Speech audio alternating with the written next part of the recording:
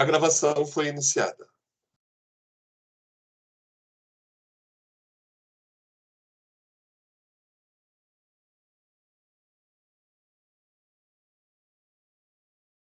Bom dia a todos. Hoje, dia 2 de dezembro de 2022, 8 horas e 35 minutos. Vamos dar início à sessão da 9ª Câmara Julgadora do Tribunal de Impostos e Taxas. Peço a todos que abram o processo de ata com assessoria, indústria e comércio, AIN 4007091, da autoria do Dr. Carlos Henrique. Obrigado, presidente. Bom dia a todos. Eu vou ler as infrações e depois eu passo ao patrono. Peço a gentileza. Vamos lá. O auto é composto de várias infrações. A primeira deixou de pagar o ICMS valor de tanto no exercício de 2010 por emissão e escrituração de documentos fiscais, notas fiscais de mercadoria do estabelecimento em operações tributadas com erro na determinação na base de cálculo, ao emitir notas fiscais relativas às saídas de veículos usados sem destaque do ICMS sobre 5% da operação, sendo que as mesmas são tributadas e têm base reduzida nos termos anexo 1 do artigo 11 do RICMES. Item 2, deixou de pagar o ICMS no valor de tanto, nos meses de julho, agosto e dezembro de 2009, referente a entradas de pallets de madeira no estabelecimento,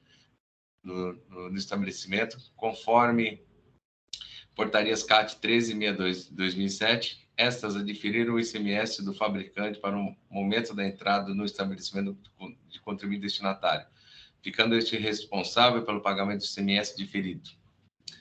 Item 3, deixou de pagar o ICMS no valor de tanto, no mês de agosto de 2010, referente às entradas de pallets de madeira no estabelecimento, conforme portarias CAT e 62, e essa diferiu o ICMS do fabricante para o momento da entrada do estabelecimento do contribuinte destinatário, ficando este responsável pelo pagamento do ICMS diferido. Item 4, creditou-se do ICMS valor de tanto, no exercício de 2009, ao calcular valores de ICMS de forma não prevista no RICMES, Decreto 45.490, valores esses não constam no destaque nas notas fiscais de entradas arroladas tratando-se de operações sobre fornecimento de combustíveis para uso e consumo do estabelecimento.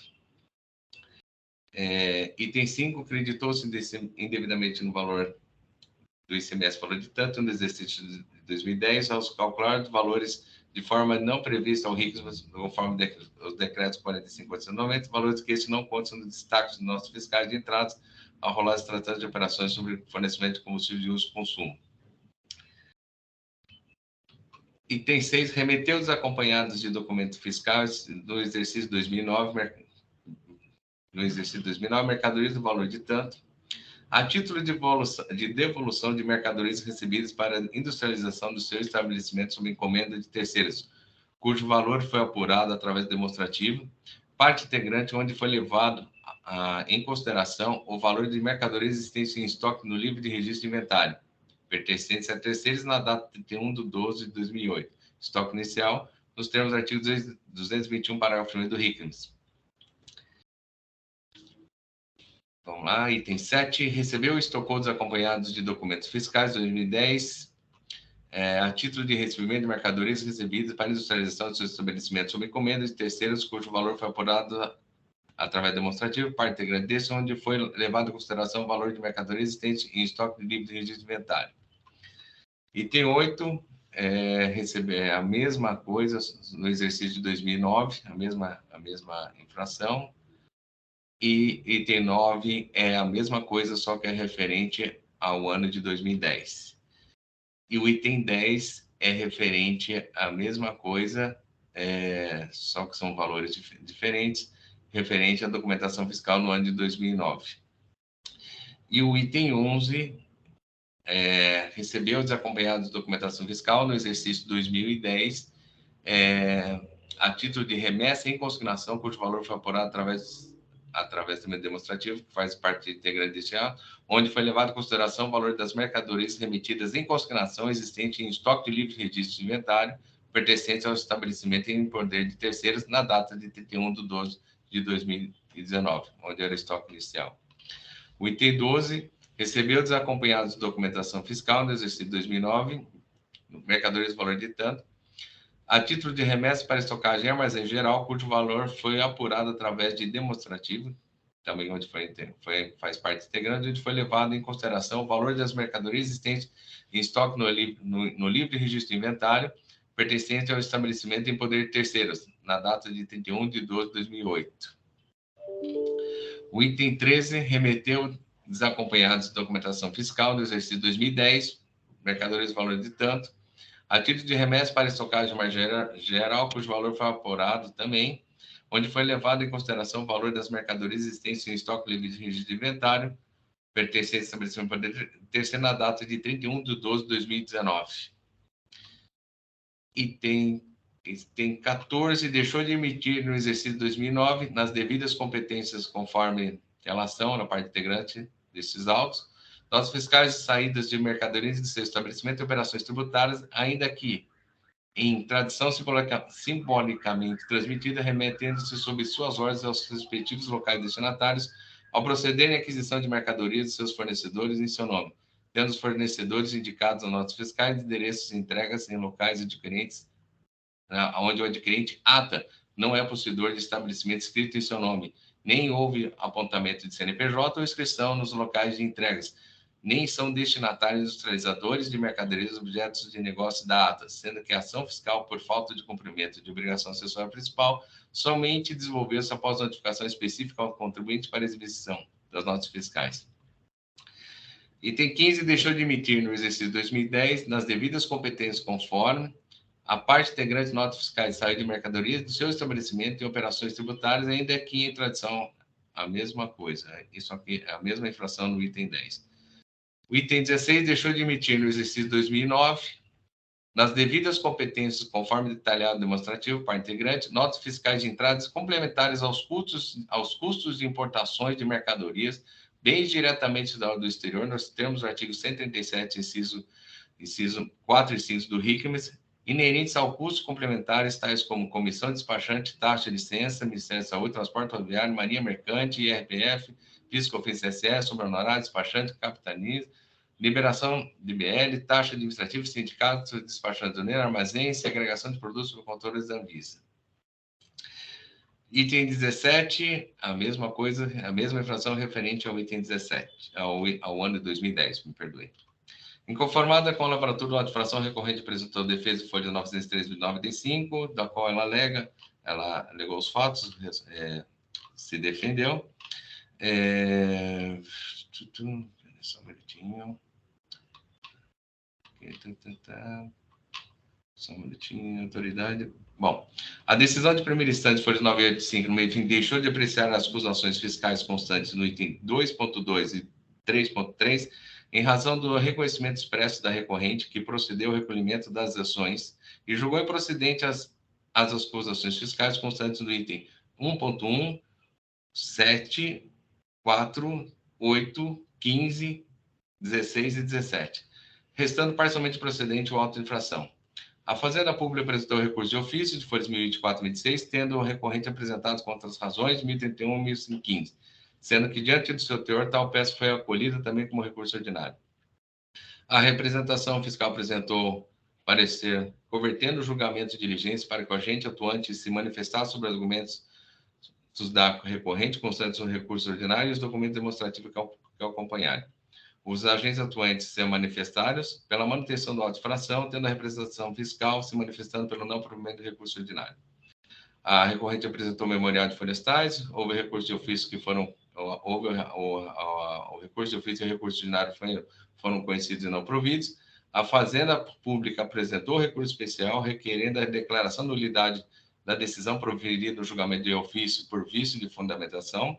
A recorrente interpôs pedido de retificação de julgado de folhas tais, alegando que os erros de fato na apreciação do recurso de ofício e apresentou contra as razões do recurso especial interposto pela Fazenda Pública de folhas tais, e também apresentou recurso especial à Câmara Superior de Segredos Tribunais de folhas tais. Houve pedido de retificação de julgado, que foi declarado intempestivo, tendo sido admitidos os processamentos de recursos especiais, tanto da Fazenda, tanto da recorrente de folhas tais. A representação fiscal pugna pelo não conhecimento das alegações apresentadas pela recorrente sem recurso especial e pelo provimento do recurso especial da Fazenda Pública. A Câmara Superior julgou de folhas tais, conheceu e deu provimento com as preliminares, nulidades ou acordos recorridos, ambos os recursos especiais interpostos pela Fazenda e pela recorrente, cancelando os referidos acordo para prolação de novo com a devida análise das circunstâncias fáticas dos argumentos postados para cada uma das partes com a devida fundamentação. A recorrente apresentou novos memoriais e em petição em parte, requerendo a redução da multa, conforme o artigo 527-A. Em nova decisão da 12ª Câmara deste Egresso Tribunal de Impostos, deixou de conhecer o recurso de ofício e deu total provimento ao recurso ordinário, folhas tais, declarando nulidade da decisão proferida em primeira instância, em razão da flagrante violação e da obrigatoriedade de fundamentação em violação aos princípios de ampla defesa e contraditório. Foi proferida nova decisão em primeira instância, que julgou parcialmente o procedente ao auto de infração, com exclusão da infração descrita no item 1 e alteração do valor cobrado no item 10, estando dispensado o disposto do recurso de ofício.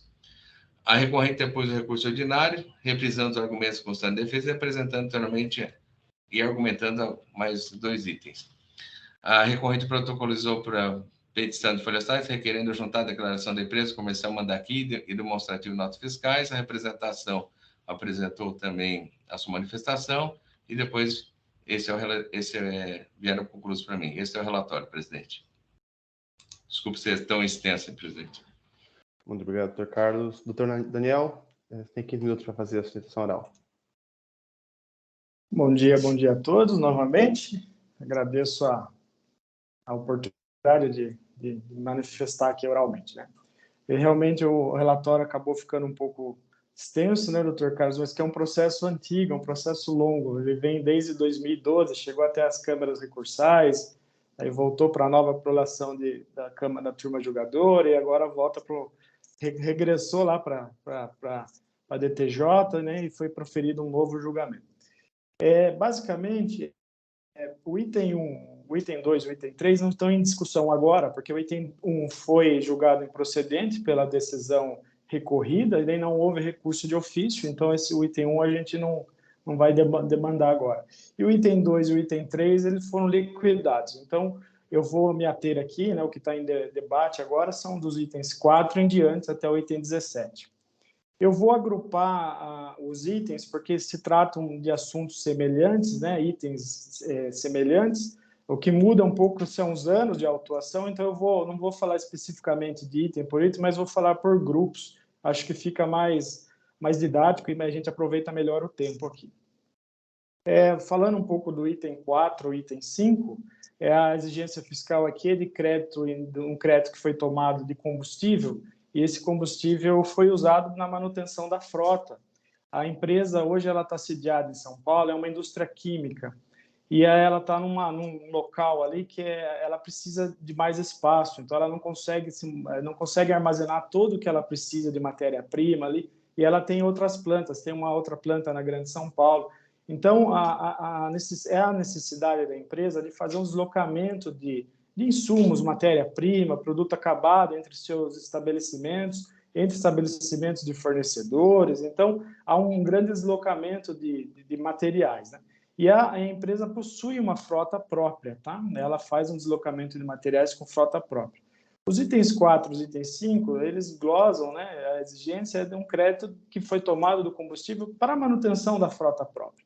E no bojo aqui do processo administrativo, foi demonstrado que a recorrente aqui possui uma frota própria, né? Foi demonstrado todos os veículos que ela utiliza para isso, e os valores também que foram tomados de crédito, que são condizentes com a operação. Então, nós estamos falando em alguma coisa, né, assim, por cima, mas alguma coisa de crédito de R$500 por mês, eram mais ou menos uns 10 veículos, então justifica aqui. Agora, a exigência fiscal, o fiscal disse só que nos documentos fiscais, onde estavam tomados os créditos, apesar que o documento, a nota fiscal era emitida para recorrente, não havia uma discriminação de qual veículo foi abastecido naquele momento. A gente entende que é uma exigência que não há na decisão normativa CAT, não há na legislação uma exigência tão desse ponto específico. A nota fiscal foi emitida para recorrente. Então, todo o crédito que foi tomado aqui de combustível, há documento fiscal que lastreia isso daqui. Então, a primeira observação aqui, então, a recorrente, nesse ponto, entende que o crédito foi tomado de forma devida e colacionou nos autos aqui muita documentação que prova que foi feito isso aí de maneira adequada, sem nenhuma infringência à legislação. Esses são os itens 4 e 5. Os itens 6 a 13, basicamente, eles se repetem por anos, ou o assunto é mais ou menos o mesmo, que é o recebimento de mercadorias ou a remessa de mercadorias para industrialização, né? Então, remessa de mercadoria para armazenagem. Então, eu vou agrupar aqui de 6 a 13 e vou falar deles de uma maneira geral aqui. Como eu falei anteriormente, a empresa havia necessidade de fazer esse deslocamento de matéria-prima, material acabado, em grande volume. Hoje isso aí não acontece mais, a empresa já sanou essa necessidade, hoje já está mais bem organizada essa questão de logística. Mas na época, nós estamos falando em 2009, 2010, se deslocava muito a mercadoria, a matéria-prima, então havia muito essa necessidade de fazer isso. E realmente, sim, isso aí a recorrente confessa nos autos, há um erro de escrituração nos livros, registros fiscais, principalmente no livro de inventário. Então, assim, se observando o livro, que foi o que a autuação fiscal se ateve, havia realmente um erro ali na escrituração fiscal. Mas a mercadoria, ela jamais deixou de circular sem o documento fiscal que a acompanhasse. Isso foi demonstrado aqui no processo, foi juntado uma série de documentos demonstrando que toda a mercadoria que era remetida ou era recebida, ela sempre estava acompanhada de documentação fiscal. Se houve algum erro, e isso houve, foi no momento de fazer a escrituração no livro de registro de inventários, mas nunca que essa mercadoria circulou sem nota. E aí também há uma questão importante que acho que devo observar, é que o levantamento fiscal que é feito, ele é eivado de vícios, o levantamento fiscal deixa de contemplar algumas operações, contempla outras operações inexistentes. Então, o meu recurso é um pouco extenso, tem muita documentação. No recurso eu aponto item por item o que no levantamento fiscal está errado, quais os vícios do levantamento fiscal. Tá? E há também um erro na capitulação da multa. Quando o fiscal faz o auto de fação lá dos itens 6 a item 3, há um erro de capitulação da multa, e esse erro é retificado no momento do julgamento da primeira instância. Isso também nós entendemos, a recorrente entende, que é um vício, né? É uma nulidade do auto de infração, uma nulidade do processo que macula o processo de legitimidade e de liquidez até do vício. Porque não cabe ao julgador tributário, no meu ver, com a devida vênia, fazer a alteração da capitulação e fazer, às vezes, de autoridade lançadora. Então, nesse sentido, os itens 6 e itens 13, de forma preliminar, eles têm essa nulidade de erro de capitulação, e aí nós demonstramos, item por item, o quanto o levantamento fiscal está viciado, quanto está evado de vício ali.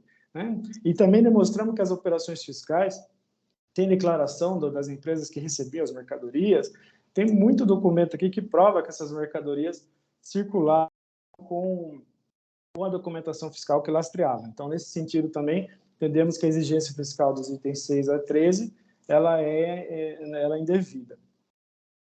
Os itens 14 e 15, eu vou falar eles também em conjunto, porque é a mesma acusação, só que 14 do ano de 2009 e 15 do ano de 2010.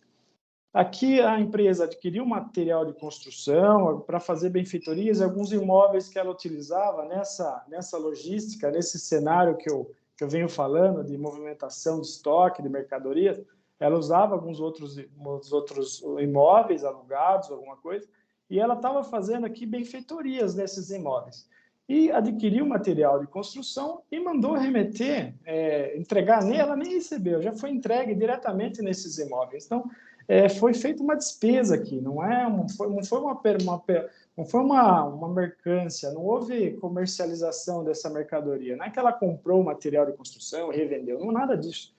O material de construção que foi adquirido, de fato, ele foi entregue em outros estabelecimentos, mas ele foi entregue para uso das atividades empresariais. Então, tudo aquele material de construção que foi remetido para os imóveis, ele foi feito para atividade empresarial.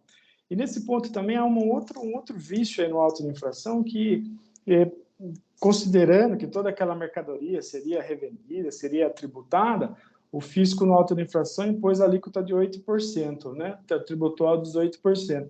Mas se a gente observar aquelas mercadorias propriamente ditas, muitas eram sujeitas ao regime da ST e muitas, como a gente sabe, material de construção tem a alíquota reduzida.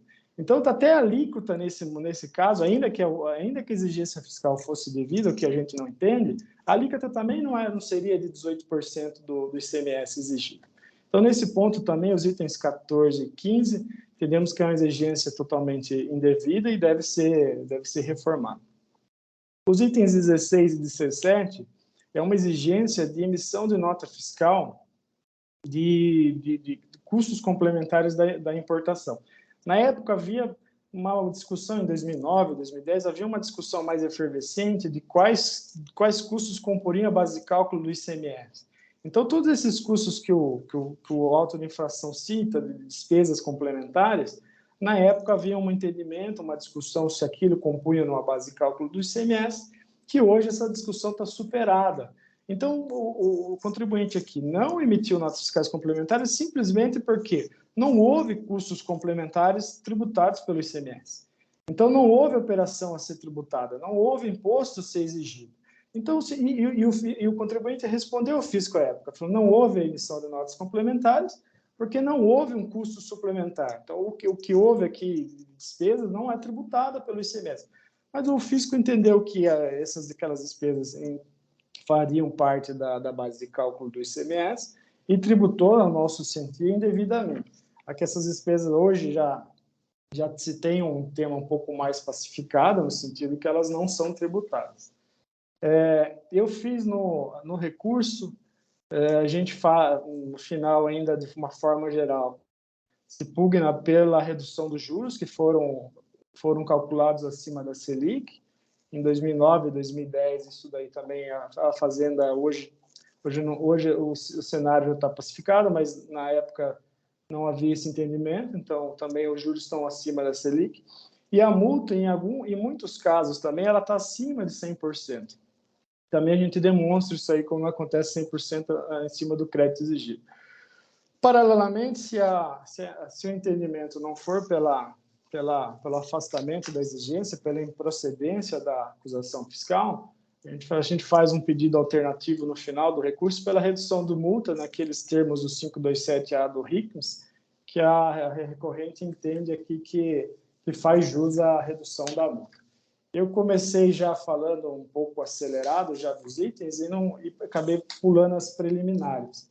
Mas também nós temos, o recorrente também faz no alto do recurso ordinário, um item também de nulidade da ação fiscal por vícios na ordem de serviço, na OSF, e também a gente escreve pormenoramente como a ordem de serviço deveria ser feita e como ela foi feita e quais vícios que entendem, inclusive infringindo o Código de Defesa do Consumidor, aquela lei complementar do Estado de São Paulo.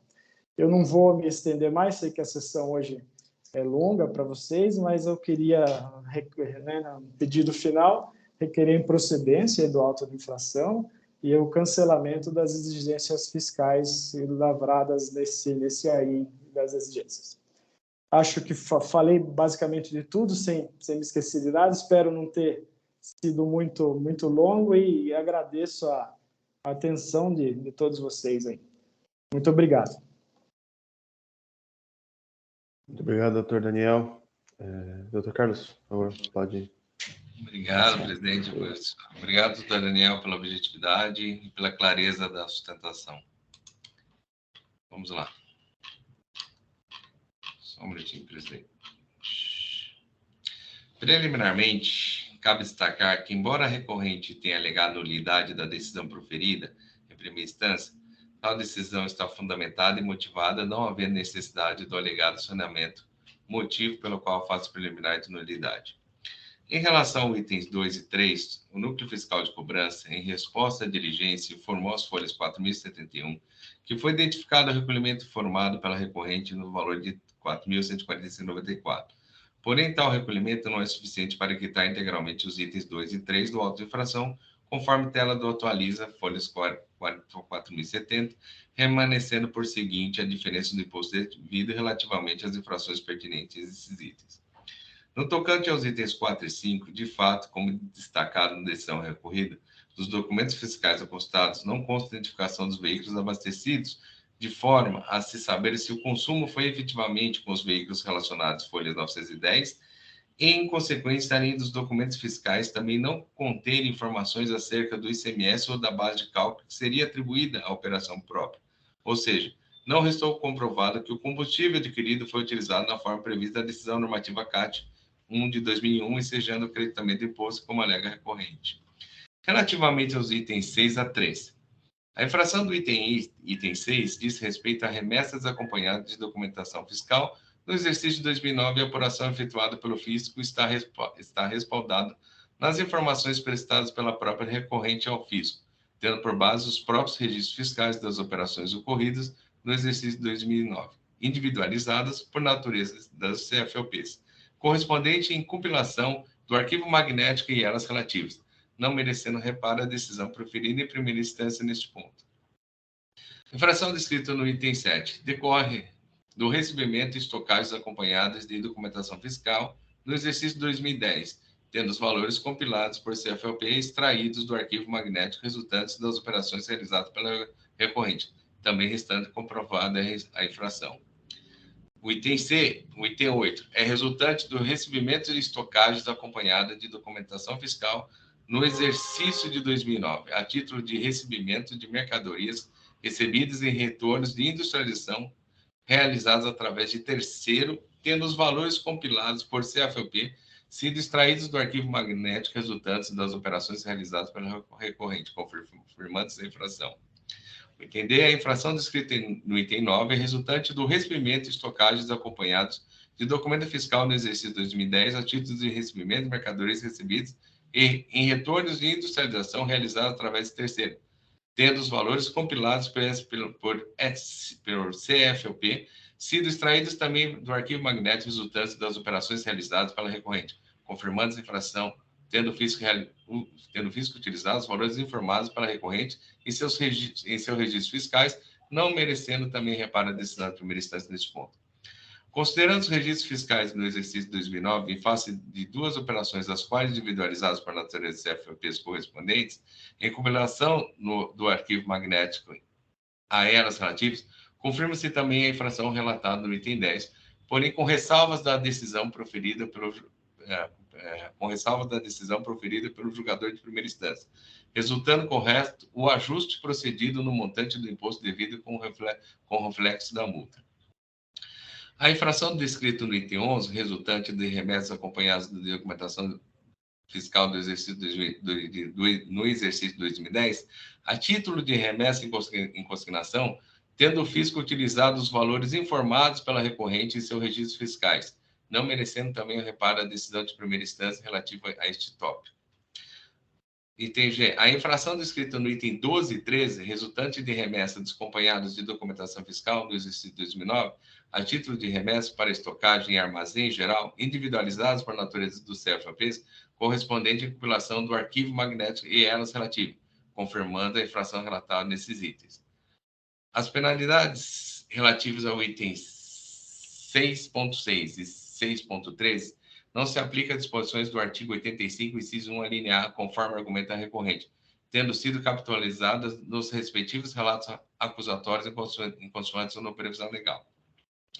As infrações dos itens 14 e 15 resultam da falta de emissão dos exercícios de 2009 e 2010, de notas fiscais e saídas de mercadorias e operações tributadas por remessas sob suas ordens, de mercadorias para entregas em endereço onde a recorrente não é possuidora de estabelecimento escrito em seu nome, nem houve apontamento de CNPJ ou inscrição estadual nos locais de entrega. As notas fiscais emitidas, acostadas folhas 520 a 672 dos autos, comprovam tratar-se de aquisições de mercadorias para aplicação de benfeitorias em imóveis de propriedade de sócio da empresa, ainda que fornecedores tenham indicado o endereço de entrega de locais de obras das respectivas notas fiscais emitidas. Ou seja, o recorrente teria passado a figurar como revendedor dessas mercadorias operações alheias às suas operações normais, restando confirmadas as infrações constantes dos itens. O item J, as infrações dos itens 16 e 17 resultam da falta de emissão dos exercícios de 2009 e 2010, de notas fiscais de entradas complementares ao custo de importações, mercadorias, bens diretamente do exterior, nos termos do artigo 137, 4 e 5 do RICMES, inerentes aos custos complementares, tais como comissão despachante, taxa de licença, Ministério da Saúde, transporte rodoviário, marinha mercante, imposto de renda, PIS/COFINS, CCE, honorário despachante, captasia, liberação de BL, taxa administrativa, sindicato despachante de aduaneira, armazenagem, segregação sobre produtos da Anvisa. Embora a recorrente tenha sido notificada para comprovar ao contribuinte que nas originárias emissões produzidas já estariam inclusas todas as despesas que abrangem as importações e ilidir a conclusão fiscal, a ela não fez, motivo pelo qual as infrações devem ser mantidas. A recorrente alega também a penalidade abusiva em caráter confiscatório, ferindo os preceitos constitucionais como não confisco, razoabilidade e proporcionalidade. Se afigura totalmente procedentes as alegações da recorrente quanto ao caráter confiscatório, eis que não cabe a este órgão de julgamento avaliar os critérios de caracterização de confisco adotado pelo judiciário, como também não lhe cabe julgar a inconstitucionalidade das normas, cabendo-lhes apenas cumprir. Assim, a multa é a penalidade aplicada por descumprimento de obrigação tributária principal ou acessória e visa punir o infrator que tenha sido agido em desacordo com a legislação tributária. Deste modo, as multas dadas ao caráter coercitivo visam desestimular a prática infracional, estando perfeitamente subsumidas em impostos altos. Estando caracterizadas as infrações, o pedido de redução dos valores das multas, nos termos 527A, resulta prejudicado, eis que os termos do mencionado dispositivo legal, da qual eu transcrevo, que não cabe e não poderão ser relevados ou reincidentes penalidades previstas tais e para aplicações de ativo tal. Neste contexto, entendo que não cabe a aplicação do 527A, tendo visto que não há nos autos fato relevante que justifique a redução ou relevação de multa, eis que trata-se de infração que diz respeito à falta de pagamento de imposto, e ao contrário, resulta de perfeitamente delineada a prática das infrações constantes no auto de infração. Resulta, portanto, afastada de forma irremediável a aplicação do 527A. Tendo a consideração das alegações da recorrente sobre a devida taxa de juros, a taxa Selic, eu aplico. Bom, antes posto, decido por conhecer o recurso ordinário e dar provimento parcial, a fim que os valores recolhidos pertinentes dos itens 2 e 3 sejam imputados ao valor devido em decorrência das infrações desses itens, remanescendo a cobrança da diferença do imposto devido. 2. Os juros de modo excedente sobre o principal e a multa fiquem limitados à taxa referencial, com fundamento na súmula 10 e sua reversão revisada em 9/6/22. Item 3. Mantendo-se em relação aos demais itens a decisão proferida em primeira instância que julgou o ato de infração parcialmente procedente, alterando o valor cobrado do item 10, excluído o item 1, e manteve os demais itens do auto de infração. É assim como eu voto, presidente. Muito obrigado, doutor Carlos. Está aberto para debates. Alguém tem alguma consideração a fazer? Pois não, doutor Walter?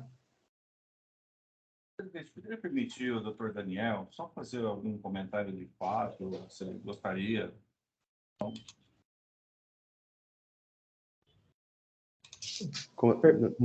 Não entendi, doutor Walter. Perdão. Eu, na verdade, eu estou com uma dúvida com relação aqui ao voto e à exposição do advogado doutor Daniel, que foi muito profunda, né, a exposição dele. Então, eu gostaria de saber, assim, se ele quer fazer algum comentário sobre uma questão de fato, após ouvir o voto do doutor Carlos. Bom dia, doutor Walter. Depois de ouvir o voto do doutor Carlos, assim, lógico, a gente entende que é com o devido respeito, mas não se conforma mesmo assim. Porque a documentação que está acostada nos autos é muito extensa, há uma série de documentos que demonstram que, por exemplo, nos itens 6 e 13, não houve remessa sem documentação. Então, há um trabalho, há muito documento, muito subsídio nos autos que demonstram, principalmente nas infrações de 6 a 13, que não houve a acusação fiscal nos termos que o fisco exige. Mas seria assim, a parte documental nos autos está muito bem colacionada nos autos. Então, mas nesse ponto fático, eu acho que o recorrente trouxe matéria para o processo. Obrigado, doutor Walter. Obrigado. Presidente, se me permitir, eu gostaria de pedir vista, só para olhar com um pouco mais de profundidade essa questão. Perfeito, doutor Walter.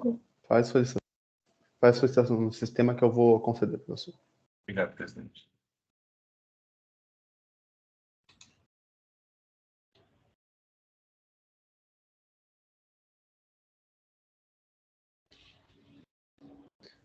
Então, perfeito. Então, foi concedido vistas ao Dr. Walter. Então, o processo retorna numa próxima oportunidade, quando da conclusão das vistas, doutor. Obrigado. Obrigado a todos. Uma boa sessão para todos. Bom dia para o senhor.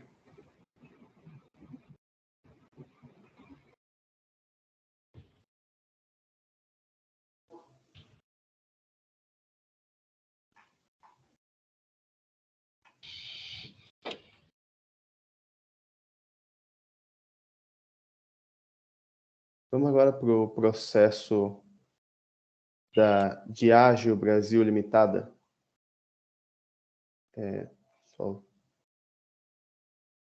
Vamos aguardar um instante, porque é um processo de relatoria do Dr. Walter e ele está tendo problemas com a conexão. Só um minuto. Mas já pode abrir o processo, o AIN 4.110.124, Diageo Brasil Limitada.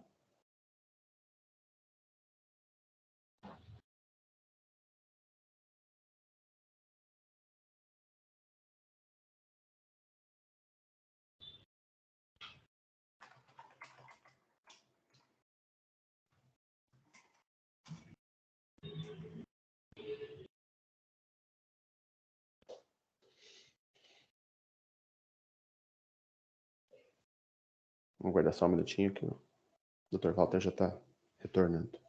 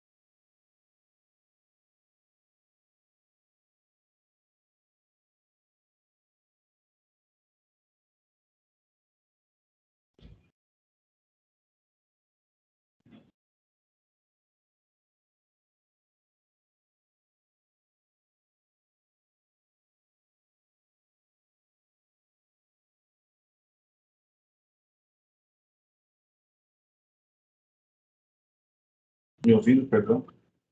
Sim, estamos te ouvindo. Desculpa, presidente, aqui está complicado, está indo um raio no prédio semana. Aqui as chuvas que deu esses dias também atrapalharam bastante aqui na minha região também. Estou tentando ver qual está aqui o sistema da separação. Partir com o processo da Diageo agora.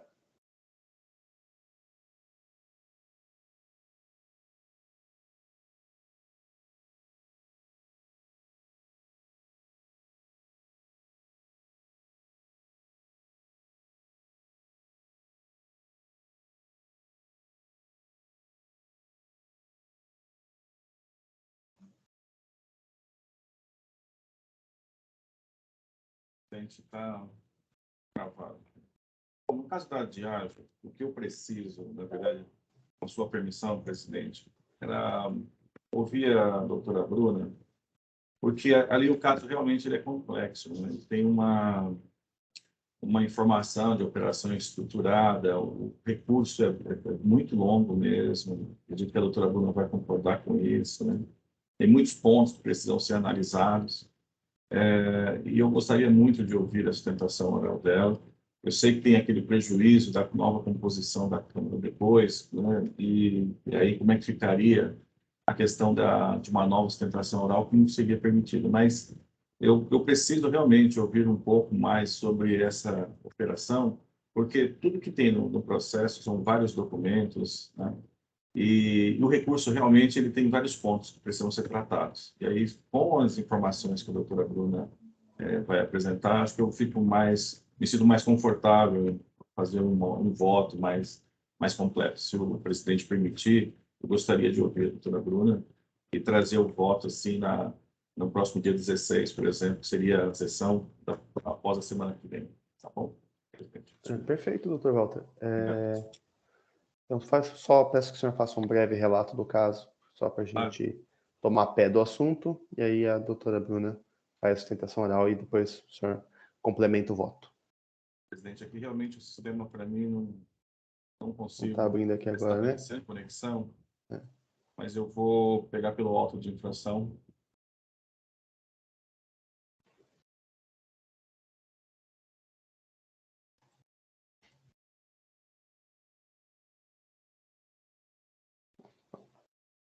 Podemos prosseguir com a doutora Bruna. Ela integra os demais componentes do caso e já inicia a sustentação oral. Um prazer, presidente. Bom dia a todos. Gostaria de cumprimentá-los na pessoa do senhor ilustre presidente. Como bem exposto pelo Dr. Walter, é um caso complexo, é uma operação, a Operação Catarse. Na verdade, é uma operação que ela já vem sendo analisada por este tribunal, porque foi uma operação em que a fiscalização do Estado de São Paulo, ela tinha como objetivo principal realizar a fiscalização dos recolhimentos do ICMS-ST envolvendo operações interestaduais que foram realizadas com a empresa F+Par. Então, essa é a Operação Catarse. Trata-se de auto de infração que ele foi lavrado contra a recorrente, que é a Diageo, para cobrar o ICMS-ST e a diferença do ICMS próprio, sob a alegação de que teria ocorrido, na verdade, uma fraude estruturada entre empresas, que eu vou já mencionar, né, como é que são empresas do grupo A, B, C e D, e que, na verdade, o que a recorrente teria feito não teria sido uma operação de venda interestadual, mas o que ela teria pretendido seria realizar uma operação interna aqui dentro do estado de São Paulo e que ela pretendeu, então, simular a ocorrência dessa operação para simplesmente recolher menos tributo. Então, quando você analisa o relatório circunstanciado, o que você verifica? Que, de fato, a fiscalização, ela conseguiu comprovar que ocorreu uma fraude em relação a essa venda de mercadorias. Então, mas que essa fraude, já diga-se desde já, não há uma comprovação de que a recorrente, que é a Diageo, teria participado dessa operação fraudulenta. O que foi comprovado? Como que ocorreu, né? Enfim, como ocorreram essas operações de venda? A recorrente vendia para a F+Par, que é a empresa que está situada no estado do Tocantins. A F+Par, por sua vez, inclusive é importante ressaltar que foi incluído também como responsável solidário do presidente auto de infração o senhor Flávio Teixeira. O senhor Flávio Teixeira, que era o responsável, né, o dono da F+Par.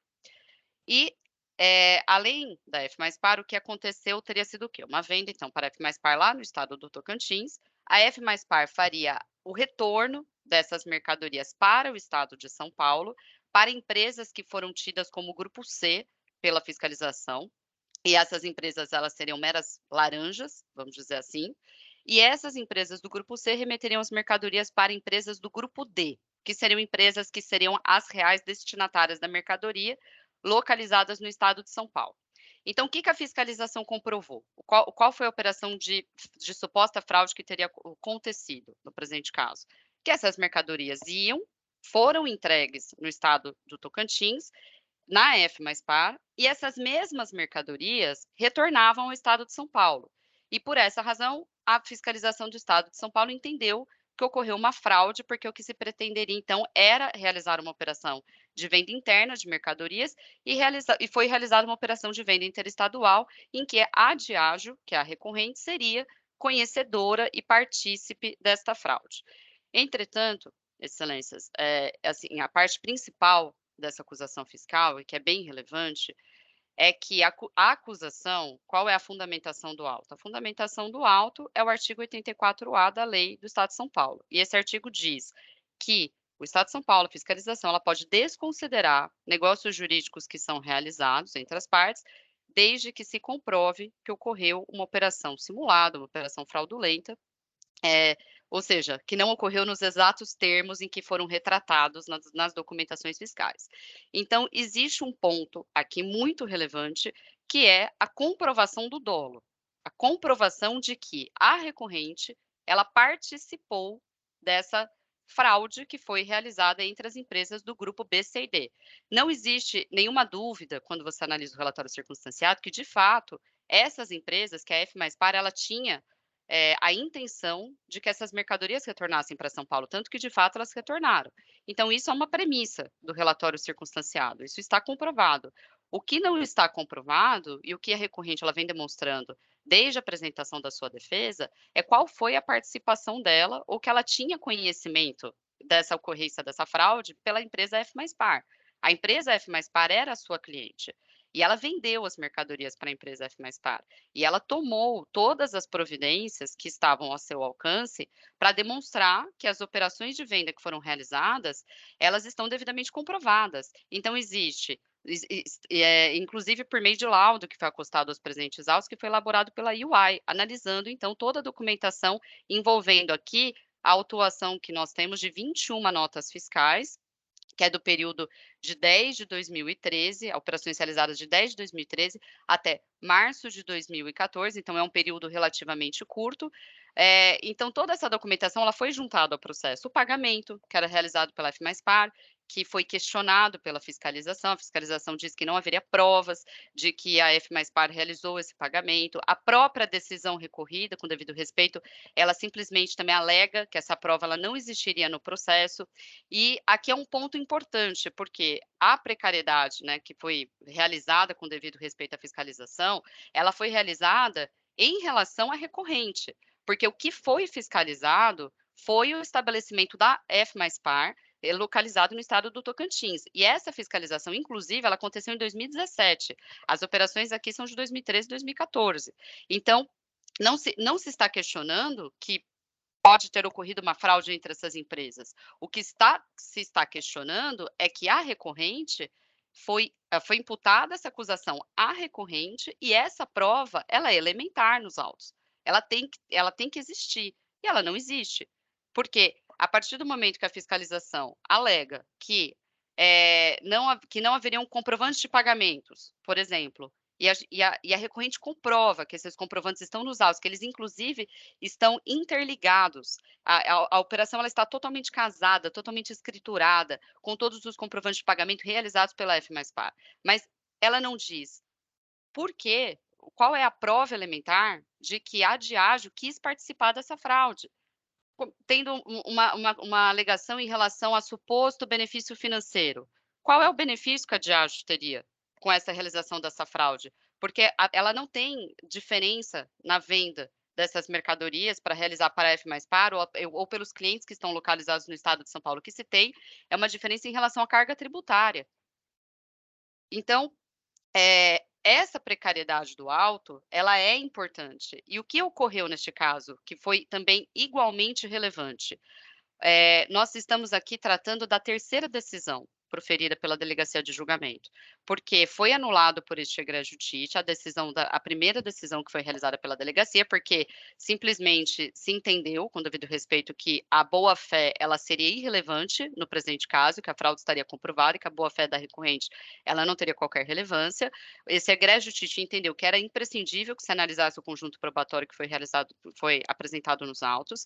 Então, foi proferida uma segunda decisão pela Delegacia de Julgamento, em que a Delegacia de Julgamento também continuou não analisando o conjunto probatório realizado, e aí, posteriormente a essa segunda decisão, este egrégio Tite também entendeu que era elementar que tivesse uma nova decisão pela delegacia com análise desse conjunto probatório. Então, neste momento, nós estamos aqui tratando da terceira decisão que foi proferida pela delegacia. Então, esse é o cenário, esse é o panorama de fundo da acusação fiscal. Só que é necessário, como vem sendo demonstrado desde a defesa, que se comprove o dolo por parte da recorrente, justamente para que se possa aplicar a desconsideração do negócio jurídico que foi aqui realizado, à luz, quando se tem no processo todas as provas de que a operação ocorreu. E a boa-fé, ela é relevante, porque como a recorrente teria aliás, quais outras medidas que a recorrente poderia ter adotado, que não verificado a própria idoneidade da F+Par, que não foi declarada inidônea até a apresentação da defesa, pela Diageo, pelo menos. Então, a F+Par, ela tem aparência de regular, ela consta, ela está devidamente, ela tem o seu CNPJ válido, ela tem a sua inscrição estadual devidamente válida também, então nada disso foi declarado como inidôneo.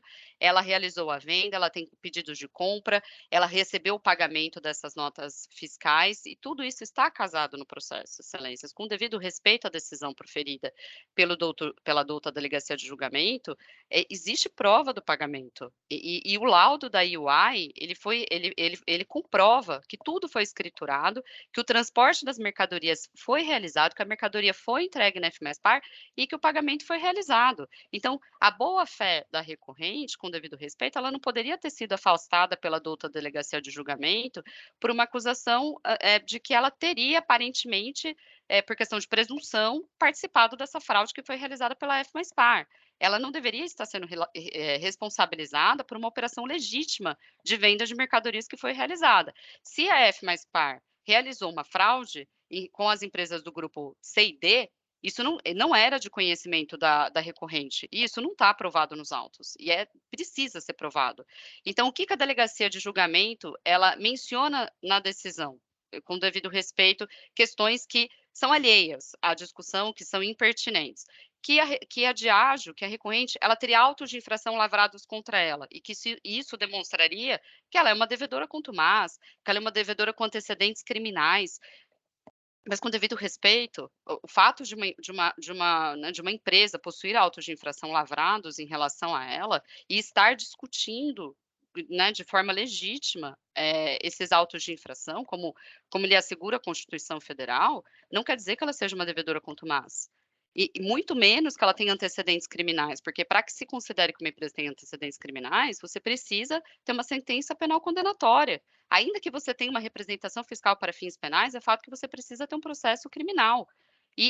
Então, assim, foram argumentos, esse argumento utilizado, de que ela seria uma devedora contumaz para comprovar que ela teria participado dessa fraude, com devido respeito, ele é um argumento frágil, e é um argumento que não subsiste às provas que estão no processo. E mais do que isso, a decisão, ela também faz referência às operações que foram realizadas com a empresa paulistana. Quando se analisa o relatório circunstanciado, a fiscalização de São Paulo, ela faz referência a essa empresa paulistana, e ela fala, olha, foram realizadas operações em 2010 com essa empresa paulistana, e aparentemente não teriam sido entregues mercadorias no Distrito Federal. Então, ou seja, a decisão diz que a recorrente poderia ter ciência desta fraude que foi realizada, pois era de conhecimento que desde 2010 essas mercadorias elas não eram efetivamente entregues para as empresas que as adquiriam no local que eram adquiridas. Mas a empresa paulistana, ela não está no auto de infração. A própria fiscalização de São Paulo diz, olha, eu nem posso questionar 2010, porque já passou meu prazo para isso. Mas ainda que ela pudesse questionar, operações de 2010 que foram realizadas com a paulistana, primeiro, a recorrente não fez operações com a empresa paulistana, mas com a F+Par. E segundo, o período de 2010, ele não reflete ao presente auto de infração, porque as operações aqui em discussão são de 2013 e 2014. Então, mais uma vez, essa questão da paulistana, ela também não tem nenhuma pertinência para a manutenção da acusação fiscal, em relação a essa suposta fraude que teria sido realizada. Então, o que a gente tem neste processo, excelências, é um conjunto probatório robusto que foi apresentado pela recorrente, demonstrando que sim, ela realizou operações com a F+Par e que ela tomou todas as precauções que estavam ao alcance dela para verificar que era uma empresa idônea, como é realizado naturalmente por todas as empresas que têm operações comerciais, e que ela não tinha conhecimento desta fraude. Como você vai fazer uma prova negativa disso? Não tem como, é uma prova diabólica. Quem tem que fazer a comprovação de que ela participou é a fiscalização. E a fiscalização não faz essa comprovação, a fiscalização simplesmente alega que sim, ela participou, porque tem redução de tributo, e por ter uma redução de tributo, ela teve benefício financeiro. Mas isso, com devido respeito, isso não é suficiente para comprovar a fraude. E muito menos suficiente para dizer que não teve pagamento. Não, teve pagamento. E eles estão devidamente interligados e casados no processo. Inclusive, tem pagamentos que o valor que é pago, ela pagava 5 notas fiscais, por exemplo. Só que quando você verifica, explode essas 5 notas fiscais, o que a UI demonstrou é que aquele pagamento maior que era realizado, todas as notas fiscais estão lá dentro.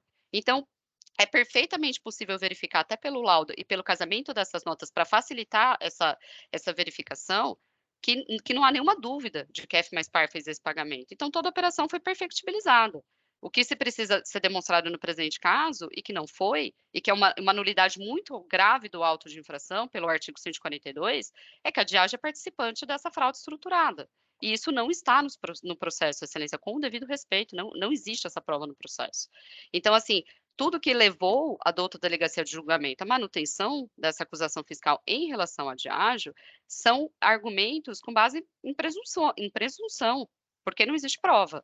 Então, com o devido respeito, uma vez que foi demonstrada que a operação ocorreu, que a operação é legítima e que se existiu alguma fraude, ela não contou com a participação da recorrente, esses pontos deveriam ter sido devidamente considerados pela douta delegacia de julgamento, inclusive sob pena de violação à própria ser uma violação de direito de defesa da recorrente. Nenhuma prova foi analisada.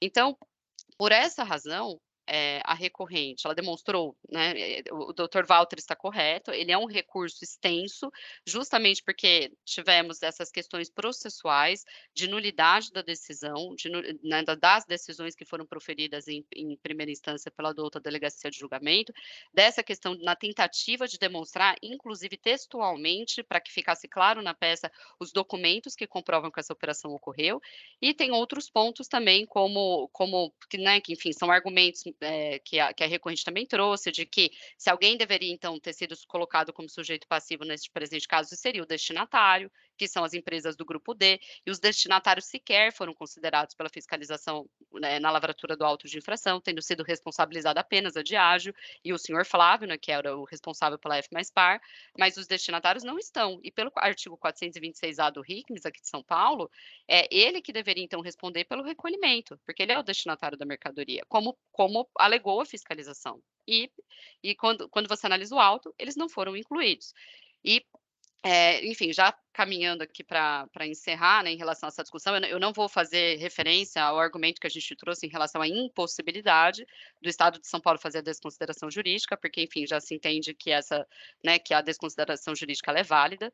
Então, assim, você só precisa provar, né, que o meu negócio jurídico é inválido, mas, enfim, é um argumento que a gente trazia no recurso ordinário, e questões relacionadas ao excesso, que é a impossibilidade de se aplicar juros sobre a multa desde a lavratura do auto de infração, desde o fato gerador, desculpa, não da lavratura do auto, e a questão do juro Selic, que já está acumulado por este egrégio tribunal.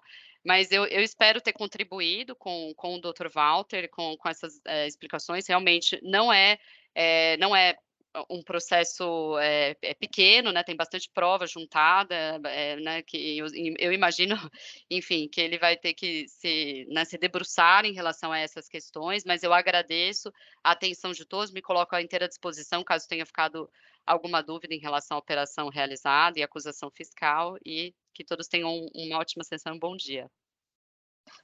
Muito obrigado, doutora Bruna. Doutor Walter, tem mais algum questionamento? Sim, presidente. Primeiramente, quero agradecer bastante a doutora Bruna pela exposição.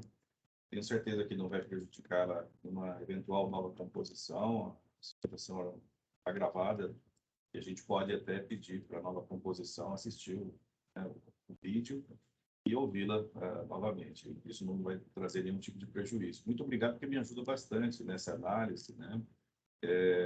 As dúvidas que eu tinha realmente se confirmam com as suas exposições, sim, já começo a esclarecer alguma coisa, então agradeço e peço ao presidente, se possível, devolver para o relator, mas eu tenho um compromisso, presidente, de trazer, se o doutor Silvio permitir, na sessão do dia 16.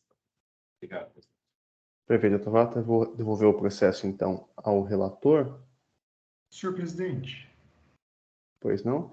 Seria possível que o senhor me permitisse, por brevemente, 3, 4 minutos, só alguns esclarecimentos, aproveitando que a sustentação oral foi feita hoje, só para a gente não perder esse contraponto? Seria possível? Sim. Tudo bem.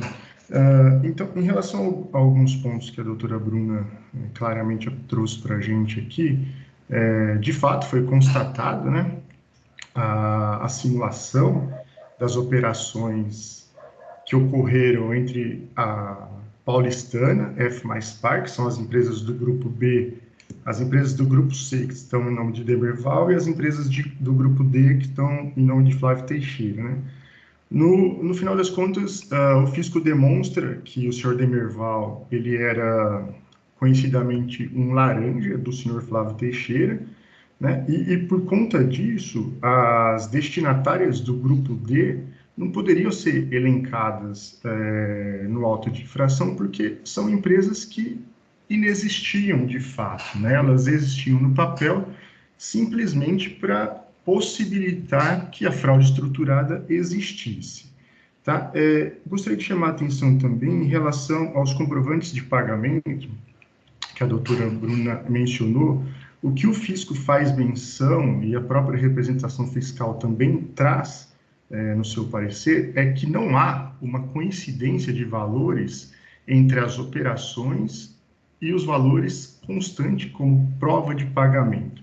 Então, aqui, né, tendo em vista que é indiscutível a existência de uma simulação de operações que, inclusive, fizeram parte de uma fraude estruturada comprovadamente existente, o que o fisco faz em relação à autuada é a tentativa de que ela demonstre a regularidade das operações. Então, assim, sendo indiscutível a existência de uma simulação, também é indiscutível a necessidade de uma inversão de ônus probatório em que a autuada consiga demonstrar ao fisco que ela não participou disso, né? Então, o fisco dá todos os elementos e todas as chances para ela demonstrar a não participação dela nessa fraude estruturada. O que acontece? Os comprovantes de pagamento não coincidem com as operações.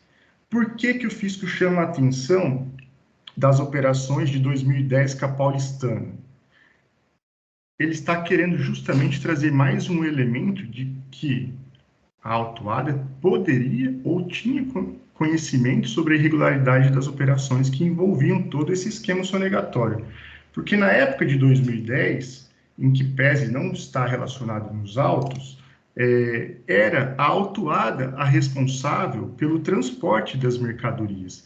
E na época de 2010 ficou comprovado nessa fraude estruturada que as mercadorias sequer atravessavam a fronteira do estado de São Paulo, ou seja, elas eram diretamente enviadas para o destinatário aqui dentro do estado de São Paulo. Então, em que pese essas operações não estarem relacionadas no auto de infração, elas são um forte elemento da conduta da empresa autuada, que ela poderia sim ter conhecimento dessa fraude, porque naquela época ficou demonstrado que as operações sequer atravessavam a fronteira do estado de São Paulo, né?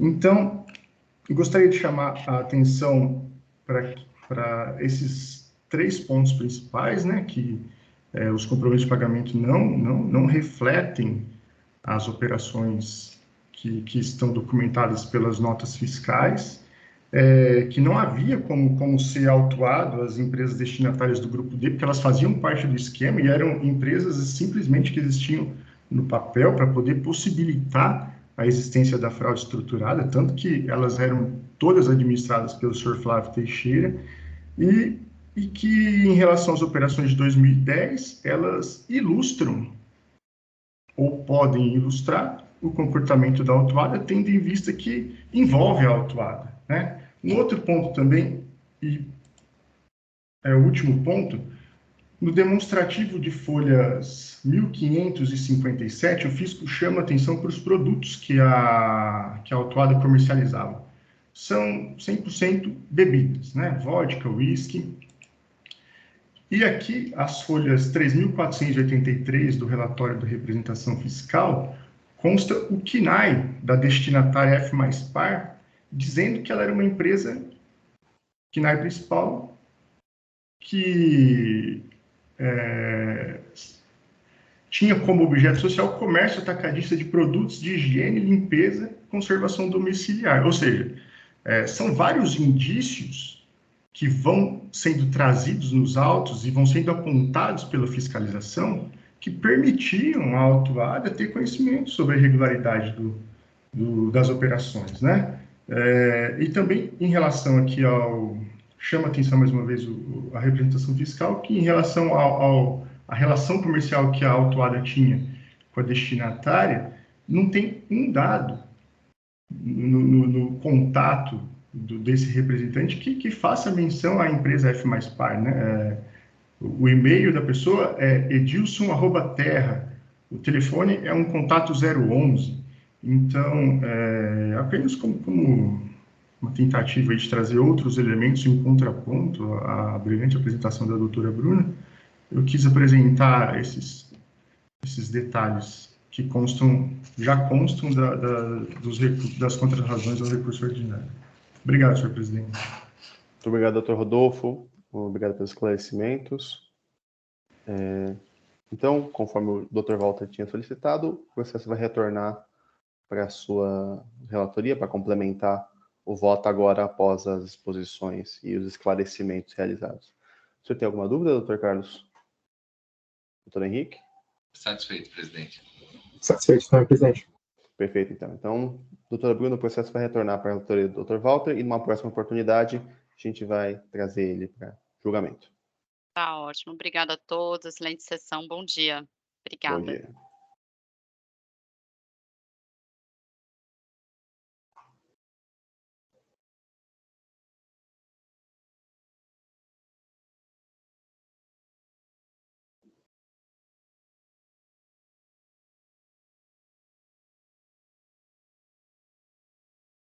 Vamos agora para o processo AIN 4079977, Suler do Brasil, recurso misto de relatoria do Dr. Walter.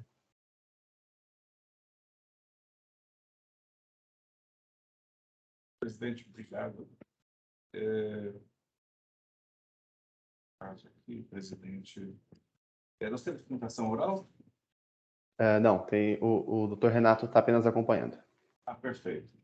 Presidente, eu fiz aqui uma sugestão de conversão do julgamento em diligência e eu vou ler do relatório até o final, porque, assim, também é outro processo complexo, com muitos detalhes e coisas que chamam a atenção, principalmente a redução do débito original até a decisão de primeira instância, que a representação fiscal também pede para fazer um aumento desse valor, ou seja, concordando com as reduções, e o próprio contribuinte continua na sua luta ali, tentando demonstrar que realmente não deve nenhum valor, né? Mas o que chama atenção é uma outra coisa, não estou falando do voto ainda, estou só falando da conversão do pedido, da conversão do julgamento e pedido de diligência.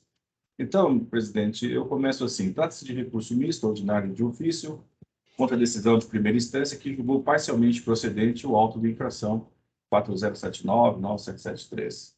A acusação se refere à apuração de diferenças de movimentação de estoques com base no artigo 509 e resultou na cobrança de imposto, multa e juros, se não vejamos. Aí eu transcrevo aqui a infração, que realmente é do período 2012-2013, com base no 509, e o imposto apurado pela fiscalização, à época, de 59 milhões de reais. Então, e aqui no voto, após a apresentação da impugnação da recorrente, com a juntada de quase 2.000 páginas para a comprovação de suas alegações sobre a improcedência da autuação forestais, o agente fiscal de renda juntou aos autos a sua manifestação fiscal, afirmando que as divergências identificadas são oriundas das informações prestadas pelo próprio contribuinte em seus arquivos magnéticos.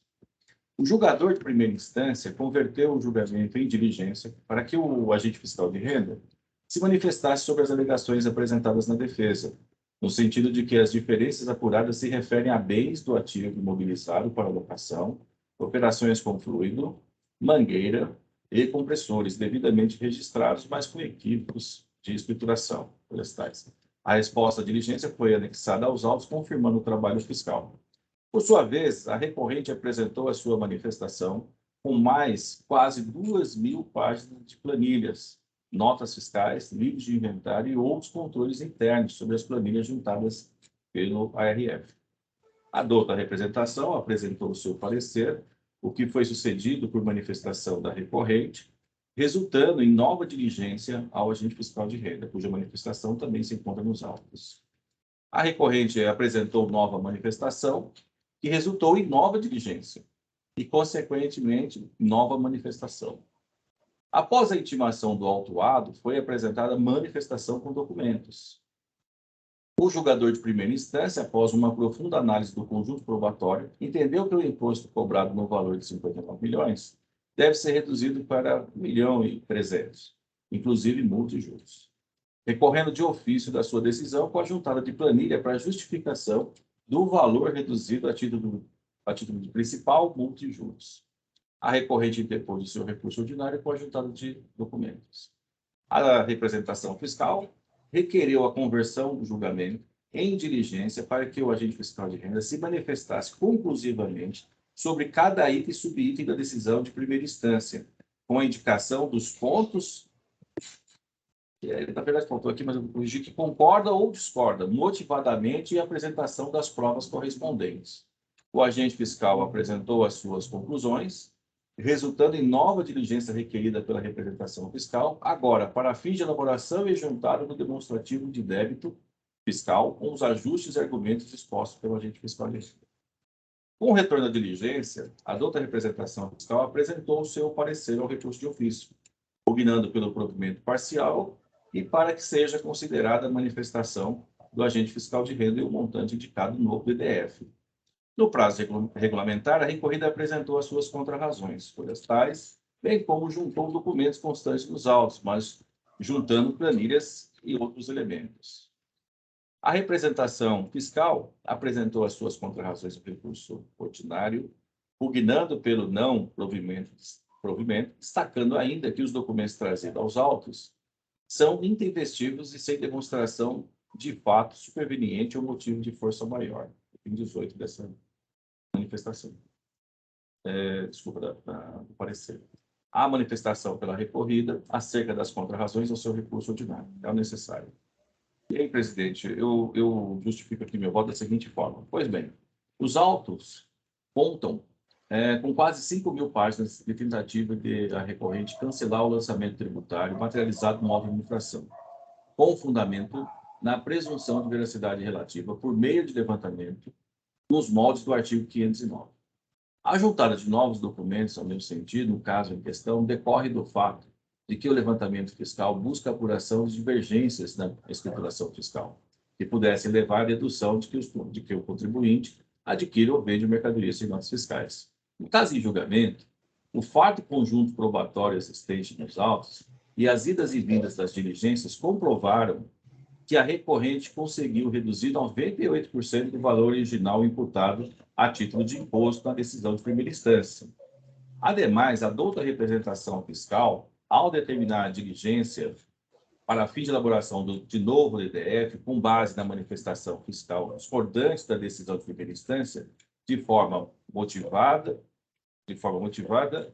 e mediante provas, sem ouvir a parte interessada, qual seja o contribuinte autuado, embora este exerceu o seu direito à ampla defesa em suas contrarrazões ao recurso de ofício. Também deve ter o direito à apresentação de provas, mesmo na fase recursal, tendo em vista a sua luta sobre o manto do princípio da verdade material, acatado por esse egrégio tribunal como forma de adotar um formalismo moderado, ainda mais quando as provas podem realmente infirmar a pretensão fiscal. Assim, considerando que os argumentos trazidos pela recorrente em seu recurso ordinário importam a análise de documentos que podem corroborar com o seu apelo, há de ser oportunizada a sua apreciação, mas com a manifestação daquele que possui a autoridade de constituir o crédito tributário, evitando que se alegue contraditório, mitigado ou premissa falsa. Por essas razões, converto o auto em derradeira diligência ao agente fiscal de renda para que se manifeste sobre os documentos das folhas 4.615 e 4.790 e 4.914 a 4.939 no prazo de 30 dias. Após o retorno, vista pelo mesmo prazo retro, a representação fiscal e, na sequência, a recorrente, que deverá se manifestar apenas sobre o retorno da diligência e parecer da representação fiscal, ficando vedada a apresentação de documentos que não estejam nos autos, sendo admitido apenas remissões das páginas nos autos para comprovação das alegações. Presidente, essa é a minha justificativa para a conversão desse julgamento em diligência. Estou à disposição. Perfeito, doutor Walter. Eu entendo que é um processo com muitas indas e vindas, muitos documentos. É um caso que merece até o direito à manifestação ali por parte da DRF, do fiscal atuante. Então, eu concordo com a sugestão. Alguém tem alguma observação a fazer? Não? Então... Presidente, só me permitir aqui, eu vou corrigir o seu digitação e já registro o voto. Perfeito.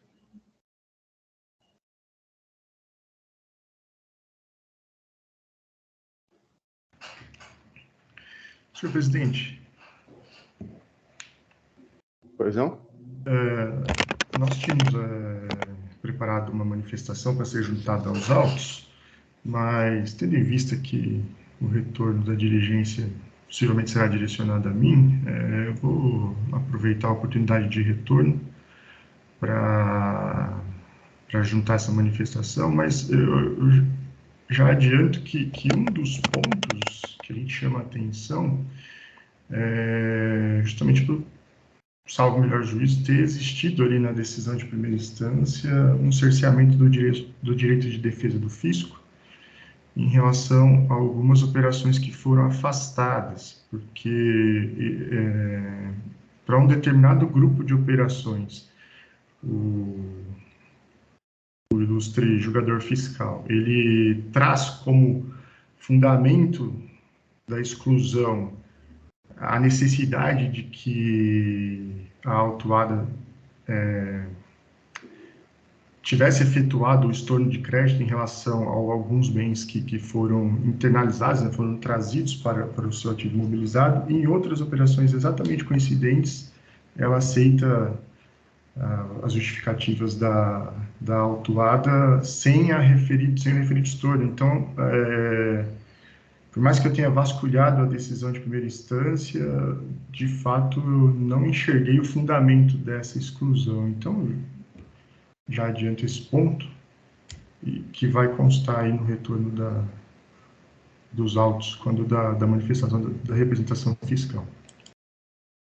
Perfeito, doutor Rodolfo, muito obrigado.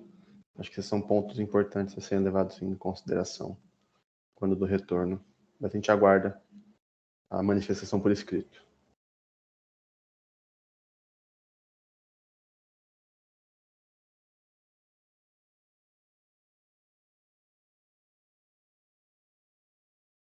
Só aguardar as correções.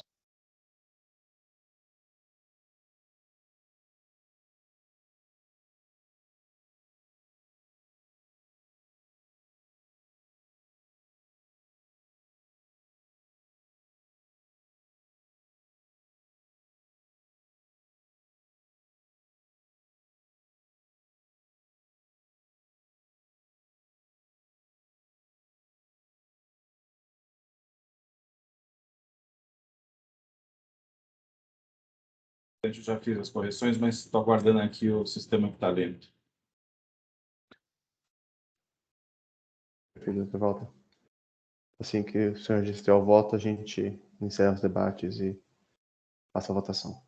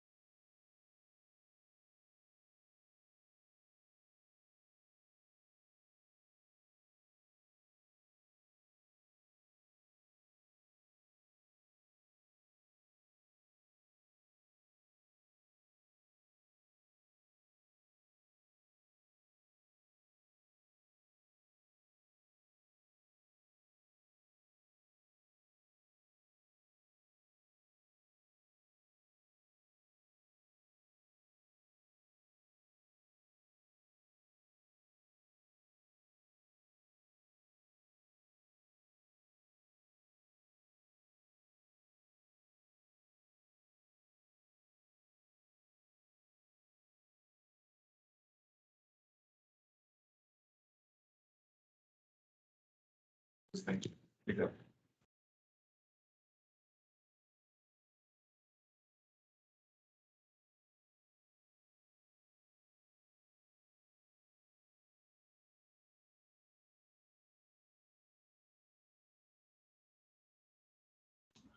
Doutor Walter, Pois não. lá no relatório, só para elucidar, no relatório, no voto, faltou a palavra 5.000, só está 5 páginas. Ah, perfeito. Presidente, se Só- puder Só autorizar para, a senão edição, quem olha, só para... claro. Qual que é a parágrafo? É o primeiro parágrafo, doutor Walter. É. Está lá 5 páginas, 5.000 páginas, né? Faltou a palavra 1.000.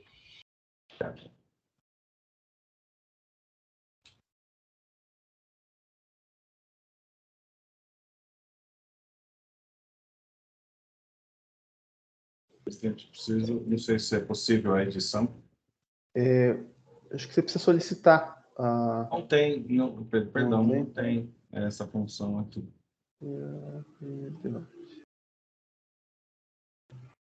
Acho que agora tem. Não, Não, pera um pouquinho. presidente. Habilitar a edição. Achei. Achei o botão aqui. Fazendo a correção.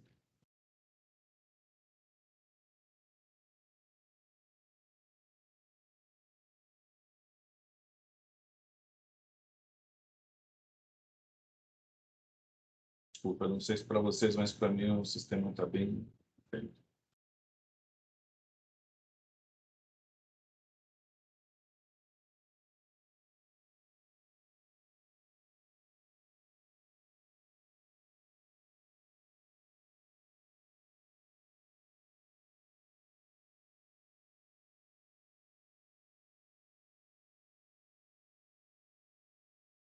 Obrigado, presidente. Obrigado, senhor Carlos. Registrei novamente.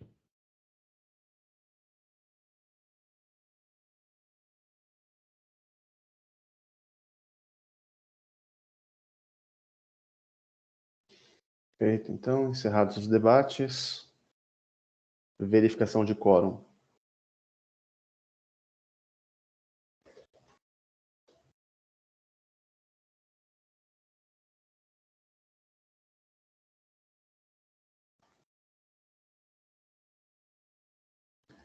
Iniciada a votação.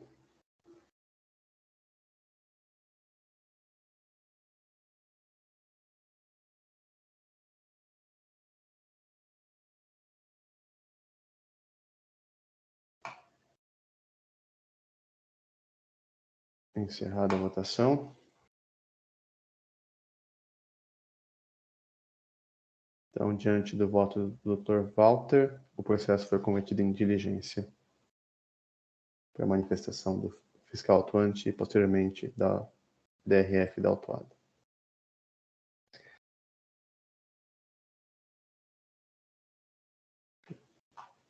Só um minuto.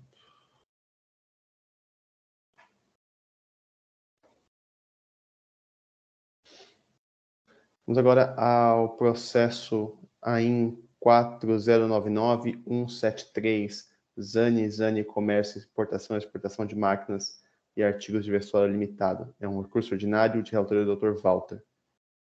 Presidente, acho que nós não temos, né? Mas sustentação oral. Não há sustentação oral prevista. Obrigado, presidente.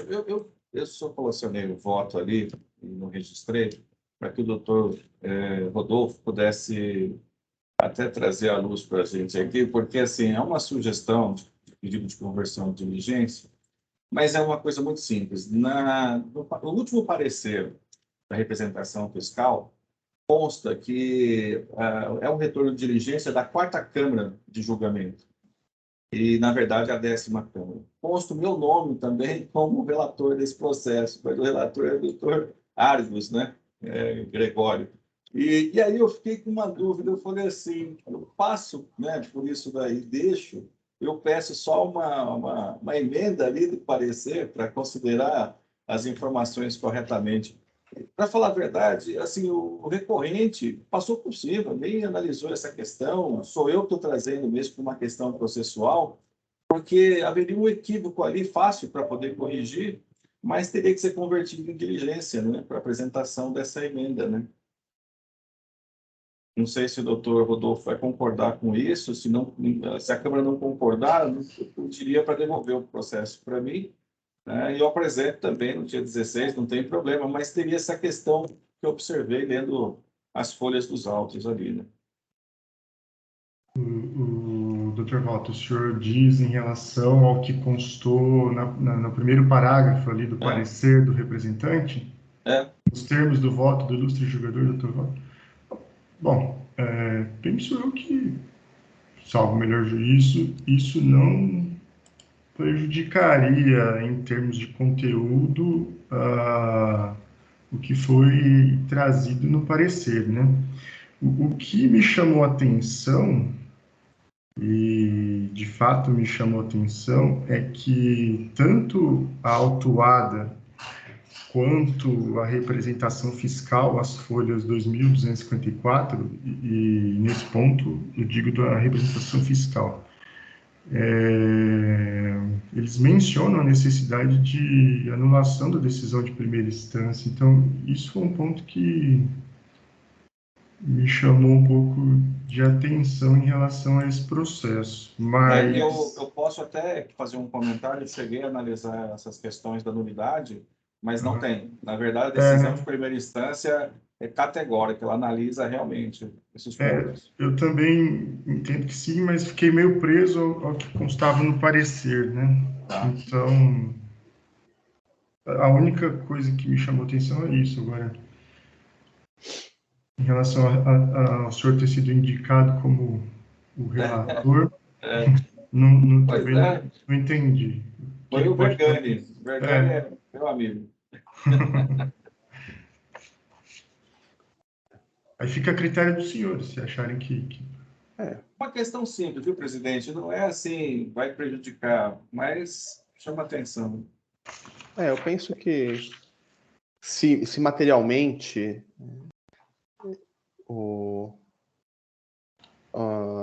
isso não afeta, né, porque ele trata-se de diligência determinada pela 4ª Câmara Julgadora, mas para quem tem acesso ao processo, a gente vê claramente que quem foi que fez a diligência, né? Isso. Se o teor do voto, né, da conversão de diligência é o realmente da conversão, certo? Não há nenhum erro material em relação a isso, né? Não, é que você, quando vai fazer... O ruim da gente pegar o processo tem que ler página por página, e você encontra essas coisas. Esse é o problema. E aí, quando eu me deparei com aquilo, né, eu falei, poxa vida, agora complicou, porque tem uma remissão de páginas. Aí você vai às páginas remetidas, lá são notas fiscais.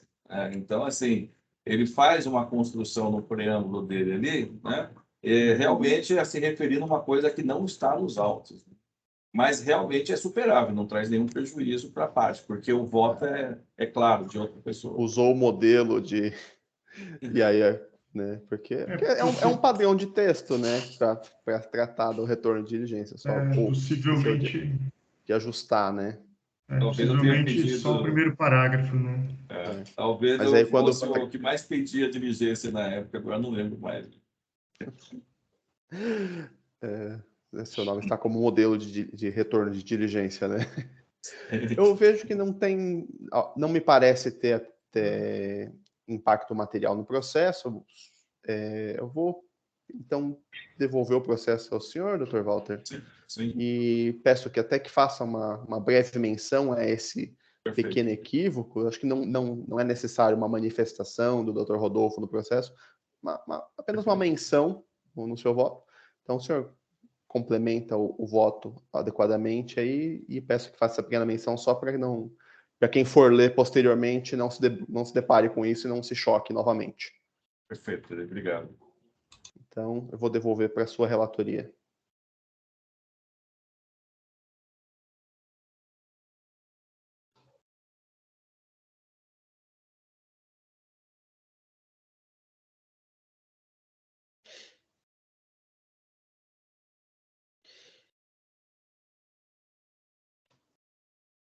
O processo foi devolvido para a relatoria do Dr. Walter, e com isso encerramos a sessão de hoje. Agradeço a presença de todos.